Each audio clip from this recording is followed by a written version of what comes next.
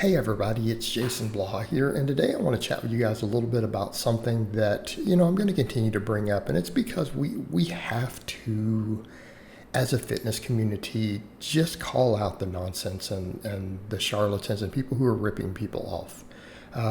And really the scariest one these days for me is the carnivore diet. And I used to think it was vegans, but the carnivores have just completely shot that out of the water. And a lot of the problems with the whole carnivore diet things is that it's propped up by obvious charlatans. I mean, you saw the Liver King thing and the whole fake natty thing with all of that. And in spite of all of that, the guy still has a massive, enormous following. And yet he's convinced people of all this absurdity. And then you get a couple of people who have medical backgrounds who also prop it up. And because they have that, even though what they're saying is rejected by almost all scientists, all registered dietitians, all medical doctors who have knowledge in the field, the fact that they have an education, it's an appeal to authority, it gets propped up. And the issue with all of this is that for a carnivore diet to actually be beneficial and true, you have to be a conspiracy theorist, because it essentially requires, and again, lots of fad diets have done this in the past. Keep in mind, vegans do this, right? They do this on the other extreme. The meat and dairy industry props up studies, right? They say that. But for the carnivore diet to be true, then all of the current research and knowledge in the area has to be not only false, it has to be perpetuated by people. Okay, it requires an international conspiracy of researchers for it to actually be true. And when you see the people who argue about it, I get people come to my channel when I mention some of this stuff, well, you're still referring to the 7-nation study with Ansel Keys, and I'm like, but I'm not. Okay, and I want to be clear here. In 2023, when you see that even get brought up, that's a complete straw man by people who clearly have no clue what's happened in nutritional science for the past 10 or 15 years. They've just completely ignored it, and they go back to the old argument the low carbers made about, the relatively poorly done study by Ansel Keys. But the problem is, for most of you out there listening, that happened before you were ever born. We, believe it or not, in the past 20 years, there has been nutrition research. I know that's going to come as a shock to the people who follow that line of thinking, but do you know there have been studies in nutrition and epidemiology and metabolic ward studies and studies on cancer and food and everything else in the last 20 years, in the last 30, in the last 50 years? There has been studies. Believe it or not. And here's your problem.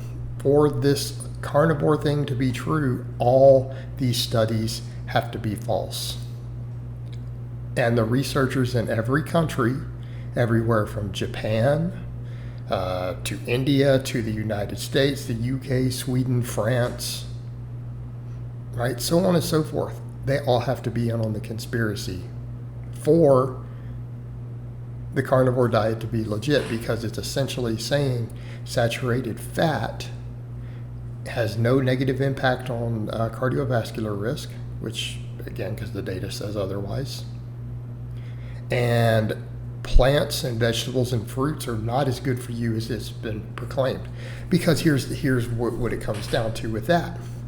Study after study after study after study after study in dozens of countries have shown, in both, particularly in the epidemiology, that people who eat more fruits and vegetables have lower all-cause mortality.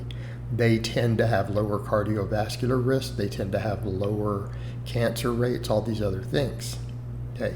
Now, when people say, well, correlation doesn't equal causation, well, it doesn't, but they go hand in hand. In other words, if eating fruits and vegetables had net negatives that outweighed the positives, for whatever reason, you would still see that trend. You would see a correlation appear in the data, even if it wasn't the direct cause.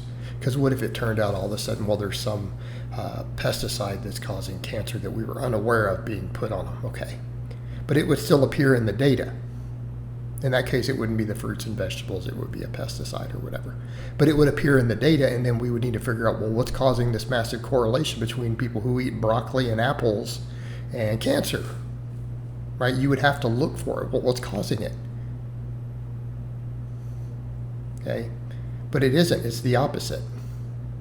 So that's already a problem for this approach. You know? Then on top of that, people would say, but all the people who follow it are jacked and in shape. Are they? Are you sure they are? Because that's not been my observation. You see affluent influencers. You see some fitness influencers who are jacked and in shape who follow this. But as a whole, aren't fitness influencers jacked and in shape? I mean, as a demographic. So what percentage of those people do a carnivore diet? Well, very, very, very low. I'm going to say less than 1%. Because some people out there who claim to be carnivore, claim, by the way, again, that's a claim. So then it's your hypothesis that they are carnivore. I mean, people claim to be drug-free. People claim their YouTube channel's not monetized when it has millions and millions of views. People claim, you know, see where we're going? Okay, so they claim to be a carnivore. Are they making money off selling the carnivore? Okay. So because a person who you know, let's give them benefit out. Let's say that maybe they're being honest, okay? Because someone somewhere got really jacked doing a carnivore diet, therefore you can just remove all the science. But how do most of the people eat who are jacked? How do most high-level athletes do you see out there on social media eat? Usually just a lot of whole foods. Most of them eat pretty clean of some type. Minimally processed foods. Some of them work in more treats than others. They eat a lot of protein, usually a lot of carbs, some healthy fat. That's far more successful. Do you see the problem with this chain of logic? Okay, so because someone who has an MD or two MDs out there who this is not their field of expertise, or the people who it is their field of expertise are saying they're wrong, who also have PhDs and MDs and things, the vast majority, but because they have them, therefore they're right. Well, the weight of the evidence then, if you're going to use the appeal to authority, if I can produce 1,000 PhDs in the field who disagree with your one, well, then your appeal to authority doesn't work, because then you would have to go to them, right? All the research has to be wrong. And all these other really jacked and fit people who claim to do something else, you see where we're going? It doesn't add up. The overwhelming weight of the evidence shows that fruits and vegetables are good for you, and eating large amounts of them are good for you. If we were to technically go off the weight of the evidence, you could make a better case for a whole foods vegan diet than you could carnivore. And I'm not a fan of that. Keep in mind, I think we should be eating animal source foods, right? It's ludicrous. It is the most ludicrous thing anyone has proposed in a long time. And it really has to stop. And the problem, people who claim they got some benefit from it, it's oftentimes temporary. It actually ends up exacerbating some of the problems in the long term that they were concerned with. And a lot of experts have seen this in their clients and in other people. All right, guys, well, that's really all I have to say on that today. I hope it's been informative, and I'll talk to you guys next time.